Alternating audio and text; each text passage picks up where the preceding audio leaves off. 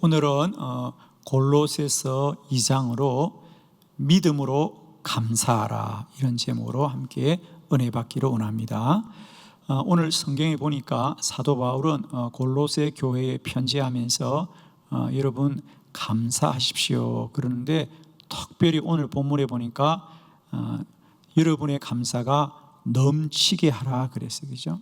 감사를 넘치게 하라 그랬어요. 사실 우리가 하나님 앞에 드리는 감사가 넘치게 하기는 쉽지가 않습니다. 왜? 사실 우리 삶의 현실은 감사할 일이 많기보다는 늘 힘들고 어렵고 또 문제 속에 살아가는 게 우리의 현실입니다. 그럼에도 불구하고 성경은 우리에게 우리의 감사가 감사할 일에 맞게 감사라고 하는 것이 아니라 뭐라고요? 여러분의 감사를 넘치게 하라. 믿음에 굳게 서서 감사함을 넘치게 하라.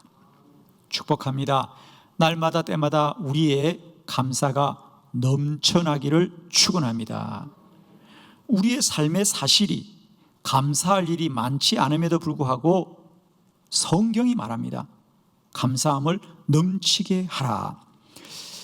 우리가 성경 말씀을 들을 때 꼭 기억해야 될 것은, 하나님의 말씀은 우리가 할 수 없는 것을 하라고 하는 것이 아니라 할 수 있는 것을 하라고 하는 것이고, 말씀대로 행하면 복이 될 것을 우리에게 말씀하실 줄로 믿습니다. 그러므로 여러분, 늘 우리가 주의 말씀을 받을 때는 이 말씀은 나에게 너무 어려워 이렇게 마음을 닫지 마시고요, 늘 성경의 말씀은 우리가 할 수 있는 바를 말씀하시는 것이고 하게 될 때 복이 되는 말씀을 주시는 것인데, 그렇다고 한다면 우리의 삶의 사실이 비록 감사할 일이 많지 않다 할지라도 성경은 믿음에 굳게 서서 감사함을 넘치게 하라. 그렇습니다. 사실대로 감사하는 것이 아니라 믿음으로 감사하라는 거죠. 우리의 사실로는 감사하기도 어렵고 더더구나 그 감사가 넘쳐나는 것은 더 어렵습니다. 그러므로 감사함을 넘치게 하는 것은 믿음으로 감사하는 것이다. 이제 우리의 감사가 사실로 하는 감사가 아니라 날마다 그 사실에 대한 믿음으로 감사함이 충만하기를 축원합니다. 데살로니가전서 5장 18절에 범사에 감사하라. 이것이 그리스도 예수 안에서 너희를 향하신 하나님의 뜻이니라 그랬어요. 모든 일을 감사하라는 것. 우리가 어떻게 모든 일을 감사할 수 있겠어요? 그죠? 그러나 그것이 주의 말씀입니다. 그것이 하나님의 뜻입니다. 그러면 이제 우리는 우리의 생각과 우리의 마음을 따라 감사할 일이 아니라 오직 하나님의 말씀을 따라 믿음으로 감사해야 될 줄로 믿습니다. 우리는 다 알 수 없고 우리는 다 용납할 수 없어도 모든 일은 다 우리에게 감사할 일입니다. 범사에 감사하라. 이것이 그리스도 예수 안에서 너희를 향하신 하나님의 뜻이니라. 이제 우리는 내 생각대로 감사하지 않고 나에게 일어난 일로 감사하지 않고 오직 하나님의 뜻을 믿고 감사하리라. 믿음으로 감사하면 모든 일을 감사하고 차고 넘치게 감사하게 될 줄로 믿습니다. 우리는 내 삶의 사실은 그 어느 것 하나 바꿀 수가 없습니다. 사실은 바꿀 수 없습니다. 내 안에 일어나는 이 사실을 바꿀 수는 없습니다. 그러나 그 사실에 대한 나의 믿음은 지금이라도 바꿀 수 있습니다. 아멘이시죠? 오늘 이 말씀을 통하여 이 말씀을 들을 때에 내 안에 믿음이 변화되게 하여 주옵소서. 사실은 바꿀 수 없어도 이 시간 믿음이 변화되어지면 내 인생이 달라질 줄로 믿습니다. 축복하기는 우리의 감사가 이제 사실을 따라하는 감사가 아니라 날마다 때마다 믿음으로 감사하여서 넘치게 감사하고 범사를 감사하고 끊임없이 감사하고 항상 감사하고 모든 일을 감사하고 감사가 충만한 저와 여러분 되기를 축원합니다. 그러면 우리가 믿음으로 산다는 것은 어떤 삶인가? 우리 성경에 믿음으로 살았던 선진들의 말씀들을 통하여 우리도 이 믿음 따르고 이 믿음 배우고 이 믿음대로 살아가기를 축원합니다. 오늘 여러분 받으신 주보를 참고하시면서 5가지 믿음의 삶을 함께 말씀을 통하여 은혜 받기를 원합니다. 첫 번째, 이해할 수 없어도 믿었습니다. 열왕기하 4장 28절로 29절의 말씀을 한 절씩 교독합니다. 28절, 여인이 이르되 내가 내 주께 아들을 구하더이까 나를 속이지 말라고 내가 말하지 아니하더이까 하니 엘리사가 게하시에게 이르되 내 허리를 묶고 내 지팡이를 손에 들고 가라. 사람을 만나거든 인사하지 말며 사람이 내게 인사할지라도 대답하지 말고 내 지팡이를 그 아이 얼굴에 놓으라 하는지라. 아멘. 오늘 본문의 말씀은 슈넴 여인에 관한 말씀이죠. 슈넴 여인은 선지자 엘리사를 지극정성으로 섬기고 도왔습니다. 그래서 엘리사가 그 복된 여인에게 내가 뭘 해줄까 생각해 보니까 그 집에 아이가 없었습니다. 그래서 선지자 엘리사가 그들을 위하여 축복 기도해주고 아이가 태어났지요. 그 아이가 잘 자랐습니다. 이제 아버지를 따라서 들에서 아버지를 도울 만큼 건강하게 잘 자랐지요. 그런데 어느 날 하나님이 선물로 준 그 아이가 들에서 아버지와 일을 하다가 영문도 모르게 죽고 말았습니다. 그러자 오늘 본문에 나온 대로 슈넴 여인이 얼마나 마음에 상심이 되었겠습니까? 그래서 그가 선지자를 찾아와서 내가 언제 아들을 달라 그랬습니까? 그렇죠? 내가 달라고 한 거 아니지 않습니까? 하나님이 나에게 주시지 않았습니까? 나를 속이지 말라고 하지 않았습니까? 그렇죠? 내가 어떻게 아들을 가질 수 있겠냐고. 그런데 엘리사가 기도하면 하나님이 주신다고. 그래서 기도했고, 그래서 정말 꿈같이 아이가 생겼지 않습니까? 정말 슈넴 여인은 지난 몇 년 동안 그 아들로 인하여 얼마나 행복했는지, 그래서 여인이 생각하기는 이게 정말 꿈 같구나 생각했어요. 그런데 하루아침에 그 아들을 하나님이 데려갈 때 그가 이렇게 말합니다. 왜 나를 속이냐고. 정말 여러분 그 마음이, 내가 언제 아들 달라 그랬냐고, 왜 나를 속이시냐고. 그렇습니다. 우리의 인생에도 때때로 정말 꿈을 꾸는 것 같은 그런 고통이 있습니다. 그죠? 이게 사실인가? 특별히 우리가 하나님 앞에 믿음으로 열심히 달려왔음에도 불구하고 우리 현실은 모든 것이 무너지는 것 같은, 이해할 수 없는 그런 고난이 닥칠 때가 많이 있습니다. 그런데 오늘 놀랍게도 선지자 엘리사는 그 일에 관하여 여인과 변론을 하거나 그 여인을 이해시키려고 하지 않고 그는 오로지 하나님을 믿고 기도하였습니다. 기도가 답입니다.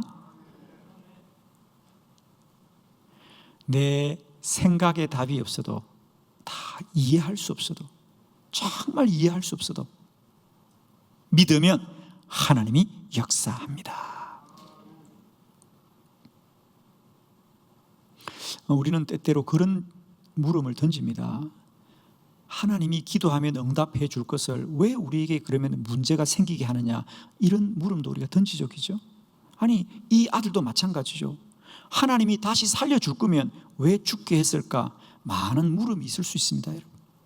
그러나 사랑하는 성도 여러분, 우리들의 지각과 생각으로 다 이해할 수 없어도 믿을 수는 있습니다.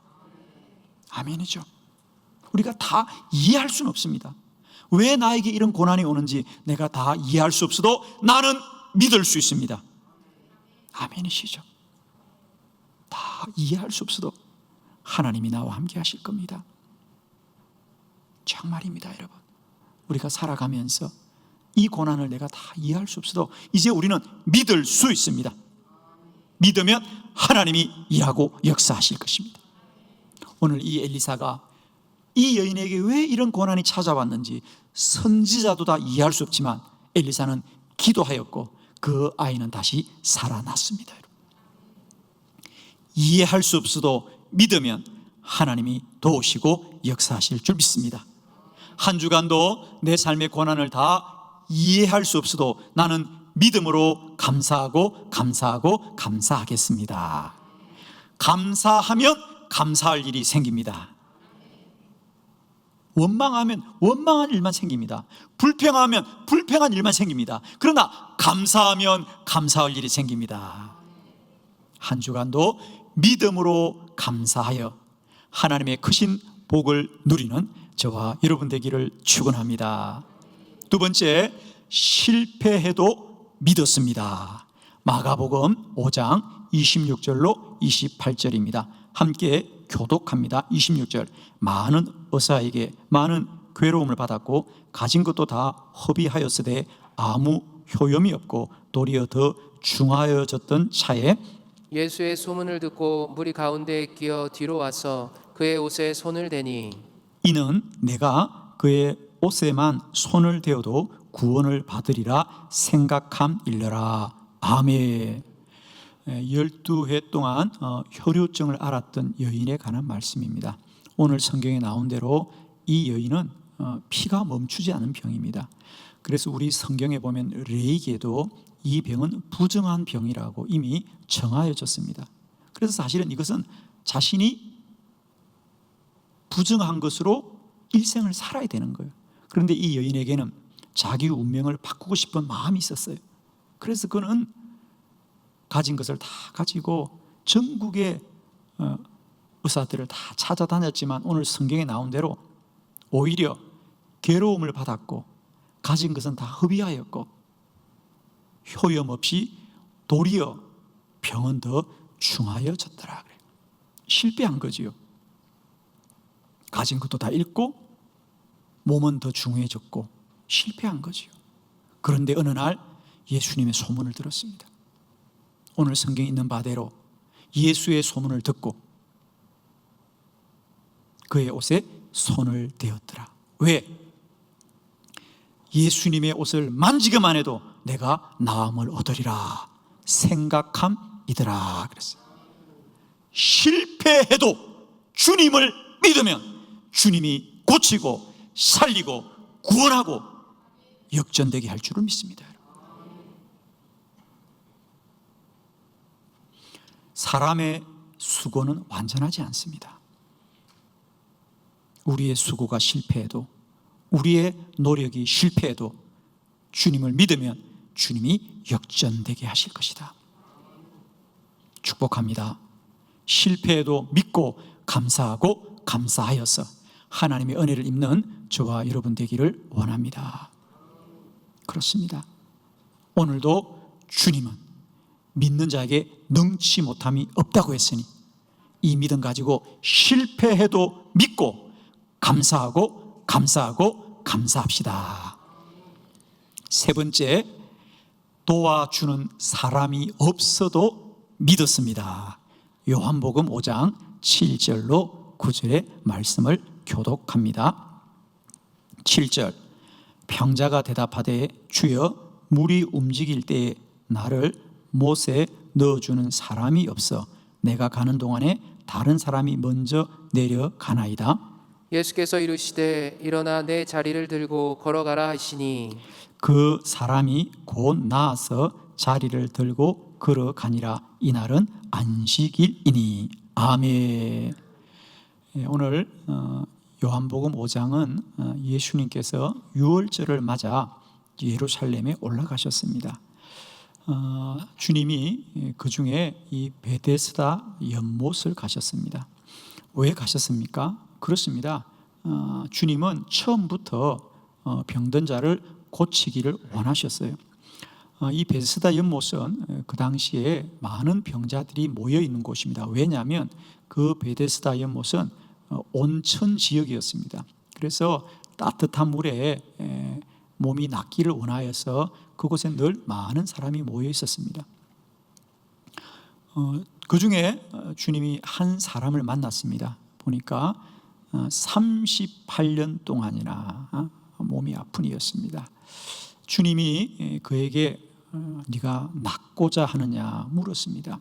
그러자 그 사람이 말하기를 그렇습니다. 내가 낫고자 하나 물이 움직일 때에 나를 못에 넣어주는 사람이 없습니다.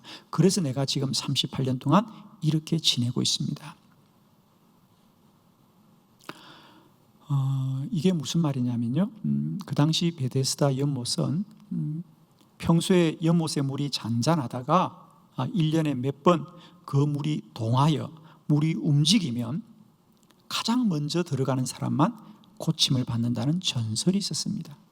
그래서 이 병자는 그 물이 움직일 때 내가 가장 먼저 들어가야 되는데 나를 넣어주는 사람이 없다. 그러고 보면 아마 이 사람은 스스로 몸을 움직이지 못하는 매우 중한 그런 병자인 것을 우리가 추측할 수 있습니다. 그래서 그는 늘 마음속에 도와주는 사람이 없는 것을 원망하면서 살아가는 거죠. 나는 도와줄 사람이 없다. 누군가가 나를 도와주면 내가 고칠 것인데, 이런 생각이 있는 겁니다.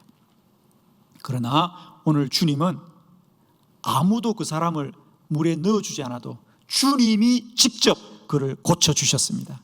일어나 걸어라. 그 시로 그가 일어나 걸어가더라 그랬어요. 물이 동하지 않아도, 사람이 도와주지 않아도 주님이 함께 하시면 고침받게 될 줄로 믿습니다. 도와주는 사람이 없어도 믿으면 주님이 도와주십니다. 우리는 살아가면서 우리도 이런 말을 할 때가 참 많이 있죠. 도와주는 사람이 없습니다. 누군가가 나를 도와주면 좋을 테인데. 그래서 우리가 많이 절망하고 좌절하고 염려할 때가 많이 있는데, 이제는 도와주는 사람이 없어도 주님이 나의 도움자고 나의 구원자고 나의 능력이고 나의 생명이 되심을 믿고 감사하고 감사하는 저와 여러분 되기를 축원합니다. 일찍이 시편 121편의 1절로 3절의 말씀에 보면 내가 산을 향하여 눈을 들리라. 나의 도움이 어디서 올꼬? 나의 도움이 천지를 지으신 여호와에게서로다 그랬어요. 할렐루야. 우리의 도움은 오직 천지를 지으신 여호와가 나의 도움이 될 줄로 믿습니다. 사도 바울도 로마의 감옥에 있을 때 디모데에게 그렇게 편지를 보냈죠. 겨울이 다가오는데 나를 도와줄 사람이 아무도 없구나. 이 사람도 떠났고 저 사람도 떠났고, 그러면서 떠난 사람들의 이름을 다 나열합니다.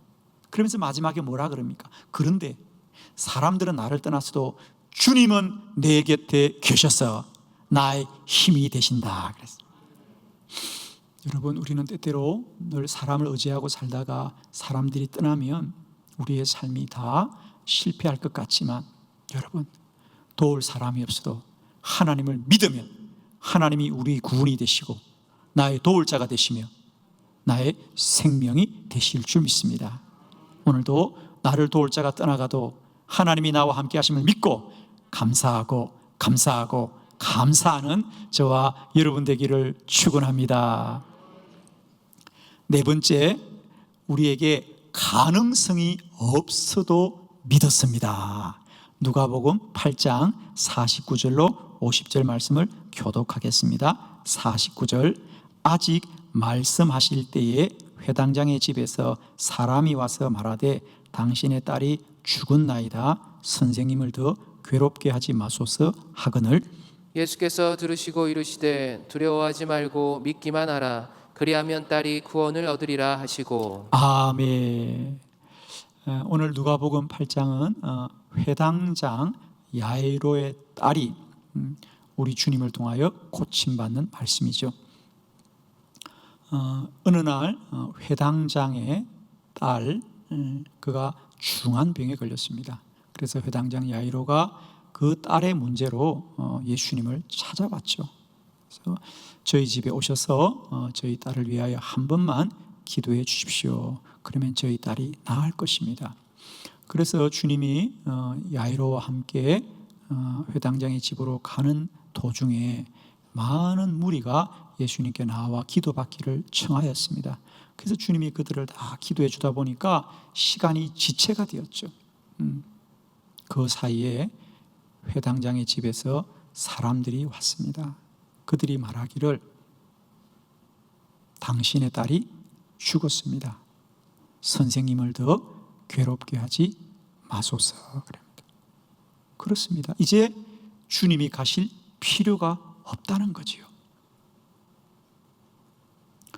그때까지만 해도 그들은 예수님을 그저 훌륭한 의사 정도로 생각했던 것 같습니다. 그렇습니다. 세상에 아무리 명의라도 사람이 살아있을 때 고치는 거지 죽은 자를 살리는 명의는 없는 거 아니겠습니까? 그래서 그들이 이제는 소용이 없습니다. 왜? 딸이 죽었기 때문이다. 가능성이 없습니다. 그런데 주님이 아니다. 너희는 두려워하지 말고 믿기만 하여라. 두려워하지 말고 믿기만 하여라. 내가 가서 그 딸을 살리겠다. 그리고 주님은 그 회당장의 집을 찾아갑니다. 그 집에 갔을 때 많은 사람들이 통곡하고 고걸하고 있다 그랬어요.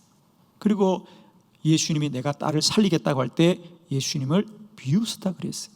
그러나 우리 주님은 사람들에 개의치 않고 그 딸을 향하여 이 딸은 죽은 것이 아니라 잠드는 것이다. 내가 그를 깨우겠다. 그리고 그 딸을 향하여 일어나라고 명하자. 그 시로 딸이 살아나게 되었습니다. 그렇습니다. 사람의 가능성이 없어도 우리 주님은 모든 만물의 권원이 되심으로 우리의 모든 절망을 희망으로 바꾸시는 주님이십니다. 사랑하는 성도 여러분, 때때로 우리는 우리들의 가능성이 있으면 감사합니다. 그러나 가능성이 사라지면 이내 절망하고 마는데 이제는 축복합니다. 사람의 가능성이 사라져도 하나님은 어제나 오늘이나 영원토록 동일하신 하나님이시고 우리의 모든 절망을 희망으로 바꾸시는 분이십니다. 오늘도 하나님을 믿고 감사하고 감사하는 저와 여러분 되기를 축원합니다. 다섯 번째, 사람의 말 때문에라도 믿었습니다. 그래요. 열왕기하 5장 13절로 14절을 교독하겠습니다. 13절, 그의 종들이 나와서 말하여 이르되 내 아버지여 선지자가 당신에게 큰 일을 행하라 말하였더라면 행하지 아니하였으리까 하물며 당신에게 이르기를 씻어 깨끗하게 하라 함이리까 하니 나아만이 이제 내려가서 하나님의 사람의 말대로 요단강에 7번 몸을 잠그니 그의 살이 어린아이의 살같이 회복되어 깨끗하게 되었더라. 아멘. 나아만 장군의 치유의 기적에 관한 말씀이죠. 나아만 장군은 아람의 장군이었습니다. 그가 나병으로 고통을 받다가 이스라엘의 선지자 엘리사의 소문을 듣고 선지자를 찾아왔죠. 그런데 선지자 엘리사는 문도 열어보지 않고 내다보지도 않고 요단강에 가서 7번 몸을 씻으면 깨끗하게 됩니다. 이러시는 겁니다. 그러자 나아만의 생각에 아니 요단강에 가서 7번 씻고 낫는다면야 왜 내가 여기까지 오겠는가? 내가 사는 아람에는 요단강보다 훨씬 깊고 깨끗한 강이 많이 있다는 거죠. 사실 나아만의 생각에는 내가 이렇게 먼 길을 왔으면 선지자가 나와서 자신을 좀 마중하고 또 자기는 선지자에게 주려고 이미 선물을 준비를 많이 해오지 않았습니까? 그럼 선물도 좀 받고 또 자기의 몸이 어떤지 그 병에 대해서 얘기도 좀 나누고 그리고 자신을 위하여 뭔가 좀 손을 얹고 기도해 줘야 되는 건 아니겠는가 이렇게 생각을 했던 거죠. 그런데 선지자는 그런 것 아무 소용없고 그냥 요단강에 가서 7번만 씻으면 낫는다는 거예요. 그 나아만의 생각이 이렇게 쉬울 거라면 내가 왜 여기로 왔는가 이런 생각이 들었던 거죠. 그래서 그는 그 길로 다시 아람으로 돌아가려고 하는 거예요. 그때 오늘 본문에 나온 대로 그의 종들이 말하는 거죠. 주인이요,